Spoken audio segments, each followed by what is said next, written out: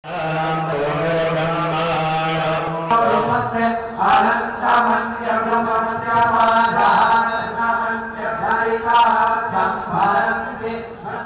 माँ इंद्राक्षी, जय अम्बे। इंद्राक्षी धाम में सभी साधकों का हम हार्दिक स्वागत करते हैं। आज से माघ मास प्रारंभ हो चुका है और माघ मास अपने आप में बहुत ही महत्वपूर्ण होता है। आज हम माघ मास का महात्म्य आप सभी साधकों को समझाएंगे, बताएंगे। माघ मास में गंगा के तट पर विशेष प्रकार के आयोजन होते हैं, जब तप साधक लोग करते हैं। एक मास पर्यंत बहुत साधक गुप्त तरीके से अपनी साधनाओं को करते हैं, व्रत करते हैं। माघ मास वास्तव में मोक्ष दिलाने वाला है, स्वर्ग की प्राप्ति कराने वाला होता है। माघ मास का अत्यधिक महत्व हमारे शास्त्रों में है। हमारे ऋषियों मुनियों ने माघ मास का अत्यधिक महत्व बताया है। जो साधक गंगा स्नान ना कर सकते हों, ना जा सकते हों, घर में ही क्या वो अपनी दिनचर्या एक मास के लिए करें, सारी जानकारी आपको इस अंक में देंगे। आइए पहले आज का हम पंचांग देखें। 4 जनवरी सन 2026 दिन रविवार, संबंध 2082, माघ मास कृष्ण पक्ष, तिथि आज प्रतिपदा है। नक्षत्र पुनर्वसु, राहु काल 4:30 से 6, दिशा शूल पश्चिम दिशा। अब देखो, माघ मास में सूर्य जो हैं उत्तरायण होते हैं। सूर्य के 2 अयन होते हैं, 6 महीना दक्षिणायन, 6 महीना उत्तरायण। उत्तरायण देवताओं के दिन माने जाते हैं। उत्तरायण का समय अति शुभ माना जाता है। तो मकर संक्रांति जो आती है, यानी कि जो संक्रांति होती है, उसी में जो होता है सूर्य का परिवर्तन होता है, या सूर्य जिस राशि में जाते हैं वो उस राशि की संक्रांति कहलाती है। जैसे अभी 14 तारीख के आसपास सूर्य जो हैं वो मकर राशि में प्रवेश करेंगे, तो ये मकर संक्रांति कहलाती है। और सूर्य मकर संक्रांति पर 6 माह के लिए उत्तरायण हो जाते हैं। अत्यधिक पवित्र बेला ये मानी जाती है, शुभ समय माना जाता है। माघ मास में सभी साधकों को, जो भी सनातन धर्म से जुड़े हैं, उन्हें प्रयास करना चाहिए कि अपनी साधना आराधना को बढ़ा देना चाहिए। और प्रयागराज में तो माघ मास में एक अनूठी छटा बरसती है। गंगा के तट पर साधक अपनी कुटियों में नाना भांति से अपनी तप को और तितिक्षा को बढ़ाते हैं। पूरा मास पूजा पाठ, जप तप, संकीर्तन में व्यतीत करते हैं। और वास्तव में माघ का महीना अति उत्तम है, जिसमें मकर संक्रांति आए, जिस माह में गुप्त नवरात्र आए, तो इसी माह में गुप्त नवरात्र भी होते हैं। उसके बारे में भी अपने साधकों को जानकारी आगामी अंकों में हम देने वाले हैं। 4 नवरात्र होते हैं, जिसमें कि एक माघ मास के ये गुप्त नवरात्र माने जाते हैं। और ये महीना प्रातः स्नान करने का महीना है। साधु सन्यासी तो कितनी ठंड पड़े, लेकिन वो गंगा जी में स्नान प्रतिदिन करते हैं। और गंगा में स्नान करने के उपरांत अपना संध्या वंदन, पूजा पाठ, जप तप करते हैं। वो समय, वो जीवन अलग ही होता है।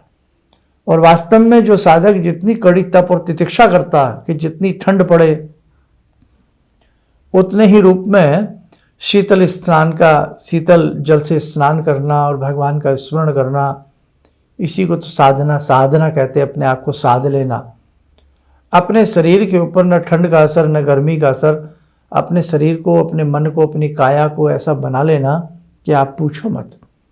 इसलिए जो ग्रस्त साधक हैं, आम हम लोग सब साधक हैं, हम गंगा जी नहीं जा सकते, प्रयागराज नहीं जा सकते, तो कम से कम प्रातःकाल उठ के स्नान आदि से करने के उपरांत हम प्रभु का स्मरण करें। पूरे माघ मास में आप गायत्री मंत्र ज़्यादा से ज़्यादा पढ़ें। आप देख लेना, जितना इस माघ मास में आप गायत्री मंत्र पढ़ेंगे, उतनी आपकी चेतना जागृत होगी, उतने ही आपके अन्य मंत्र भी फलीभूत होंगे। आपको अपने आप में एक विशेष अनुभूतियाँ होने लगेंगी। गायत्री मंत्र, देवी मंत्र की साधना और साथ में ही भगवान श्री हरि का चिंतन माघ मास में अमोघ फलदायी माना गया है। इस माघ के महीने में जितना, बहुत लोग तो प्रतिदिन अपने घर में गायत्री यज्ञ करते हैं, या देवी के किसी भी मंत्र से यज्ञ करते हैं, या किसी भी आप शक्ति से, उपासना से जुड़े हैं, उनका यज्ञ आदि करते रहिएगा। तो ये महीना अत्यधिक आपको बलिष्ठता प्रदान करेगा। मासों में मास, माघ का मास बहुत ही अच्छा होता है।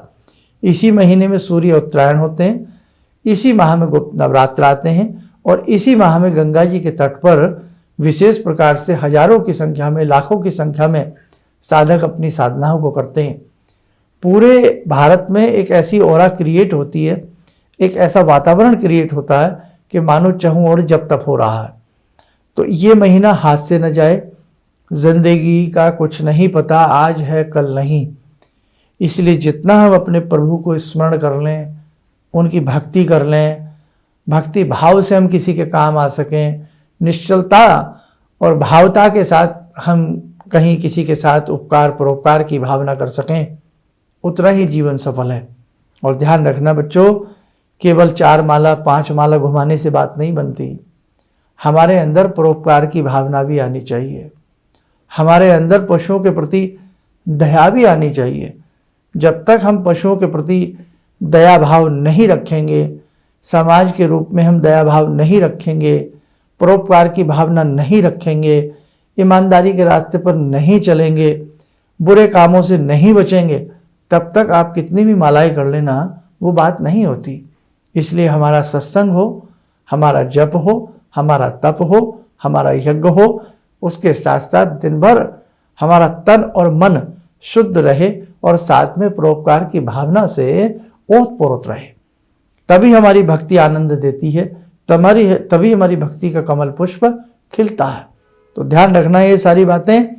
और जिन्हें सौभाग्य की प्राप्ति हो वो प्रयागराज जाएं, हरिद्वार जाएं, जहाँ जहाँ गंगा के तट हैं जरूर जाकर के गंगा स्नान करने का सौभाग्य वो प्राप्त करें। और उसी में से एक श्रृंखला इंद्राक्षी धाम की तरफ से हम ऐसी बनाने जा रहे हैं आपके लिए कि महीने के 2 रविवार, ये बात बार बार कहनी पड़ती है, पुराने साधक बोर ना हो, क्योंकि नए नए दर्शक जुड़ते रहते हैं। महीने का 2रा रविवार, महीने का 4था रविवार हम चाहते हैं कि आप इंद्राक्षी धाम में आवें, वहाँ बैठ कर के एक दिव्य सत्संग हो और शक्ति उपासना सत्र हम आपको सिखाना चाहते हैं। शक्ति की उपासना से आपको हम जोड़ना चाहते हैं। जो भी साधक शक्ति की उपासना से जुड़ जाता है उसका जीवन वास्तव में बदल जाता है। आपके जीवन के कितने भी कष्ट हो, कितने भी दुख हो, कितनी भी द्रोह आपका जीवन गुजर रहा हो, एक बार आप शक्ति उपासना से जुड़ के देखें, आप ना लाभान्वित हों तब आप कहिएगा। पूजा पद्धति के अनेकों गुप्त नियम हैं, वो उनसे आप बहुत लोग वंचित हैं। इसलिए 2 संडे एक ऐसी क्लास, एक ऐसा सेमिनार रहेगा जिसमें 11 बजे से समय रहेगा। 11 बजे से ये प्रारंभ होगा और 1 बजे तक रहेगा, 2 घंटे के लिए रहेगा। उसके बाद आप फ्री हैं। ये तो रही हर महीने के रविवारों की बात। इसके साथ साथ एक विशेष आयोजन रहेगा जो हर 2.5-3 महीने के उपरांत होगा। वो जैसे 14 दिसंबर का रहा, ऐसे ही 5 अप्रैल का है। विशेष आयोजन है। ये आयोजन आपके जीवन को सुंदर बनाने के लिए है। ये पूजा आपके जीवन को आनंदित करने के लिए है। ये पूजा आपके प्रारब्ध के दोषों का शमन करने के लिए है। जीवन भर हम अपने लिए ये कर लें, हम ऐसा कर लें, जीवन भर कहते हैं ना, कोड़ी कोड़ी माया जोड़ी, जीवन भर हम इसी में लगे रहते हैं। लेकिन कभी हमने ध्यान नहीं दिया कि हमें इस संसार से जाना भी है, हमें अपनी आत्मा को प्रबल बनाना है, हमें अपने आने वाले कल को और सुंदर बनाना है। और जो हमारी एक अगली यात्रा, परलोक की यात्रा होने वाली है, उस परलोक को आनंदित कैसे करना है। तो बहुत सारी बातों के लिए, बहुत सारे उद्देश्यों को लेकर के हम एक विशेष आयोजन करते हैं महीने में, 2.5-3 महीने में। तो वो उनमें से ये एक विशेष आयोजन है। आप इसमें आइएगा। 5 अप्रैल का है, रविवार का दिन है। परिवार के साथ आएँ, मित्र बंधुओं के साथ आएँ।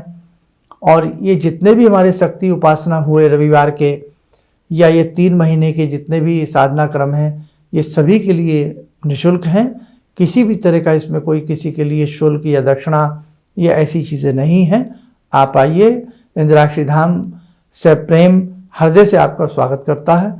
और हम यही प्रयास करेंगे कि साधना मार्ग के अनेकों नियम भी शक्ति उपासना सत्र में आपको बहुत सी बातें बताई जाएं, बहुत से तौर तरीके आपको समझाए जाएं। तो एक तो ये 11 जनवरी को ही है, इसके बाद 25 जनवरी का है। और बस फिर आगे आप हिसाब लगाते रहना कि महीने के 2 रविवार कब कब आते हैं। और जब बड़ा आयोजन 5 अप्रैल का हमने घोषित कर दिया है, उसके लिए भी आप सभी आमंत्रित हैं। उसके लिए अपना नाम नंबर जरूर लिखवाइए। जो संडे के रविवारों में आना चाहता है अपना नाम नंबर लिखवाइए। और उसके साथ साथ एक चीज़ और आपको बतावें, संस्थान से हजारों की संख्या में साधक दीक्षित हैं। एक दीक्षित साधकों के लिए एक सेमिनार हम करना चाह रहे हैं। अब उसमें आप किस प्रकार से आएंगे उसका दिन हम आपको बहुत जल्द बताने वाले हैं। तो दीक्षित साधक भी तैयार रहें। एक दिन आप जरूर अपने धाम में आइएगा और ताकि आपके साथ बैठ कर के एक अनूठी चर्चा हम लोग कर सकें। आइए, समय हो चला आज की ध्यान साधना का। आज माघ मास प्रारंभ हुआ है। भगवती जगत जननी हम सबका कल्याण करें, हम सबको अपने चरणों में जगा दें, हम सबके अंदर ऐसे ज्ञान की ज्वाला जले, ज्ञान की ज्योत जले कि हमारे अंदर अज्ञान फटकने भी ना पावे। आइए जुड़े हैं जगत जननी भगवती जगदम्बा से। ओम सिंदूरारुण विग्रहां त्रिनयनां माणिक्यमूले स्फुरात् स्तारानायकशेखरं स्मितमुखी भापेन वक्षोरुवां पाणिभ्यामलपूर्णरत्नचषकां रत्नोत्परां बिभ्रति सौम्यां रत्नघटस्थरक्तचरणां ध्यायेत्परां अम्बिकां खड्गं चक्रगदेषु चापपरिगान् शूलम्बुशुण्डिं शिरा शङ्खं संदधतीं करे स्त्रीनयनां सर्वाङ्गभूषावृतां नीलासमद्युतिमास्य पाददशकां सेवे महाकालिकां यामास्तो स्वपितैहरो कमलजो हन्तुं मधुं कैटवम् विद्युद्दामसमप्रभां मृगपते स्कन्दस्थितां भीषणां कन्या विहकरवालखेटविलसा धस्ताविरासेवितां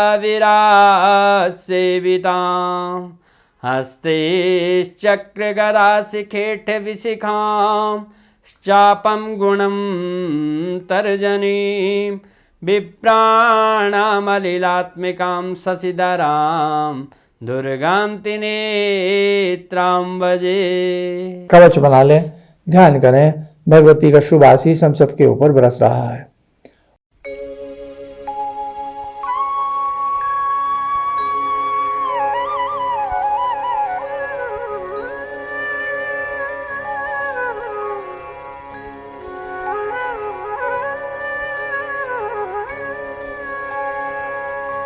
ओम बोलते हुए नेत्र खोलें, सामान्य हो जाए।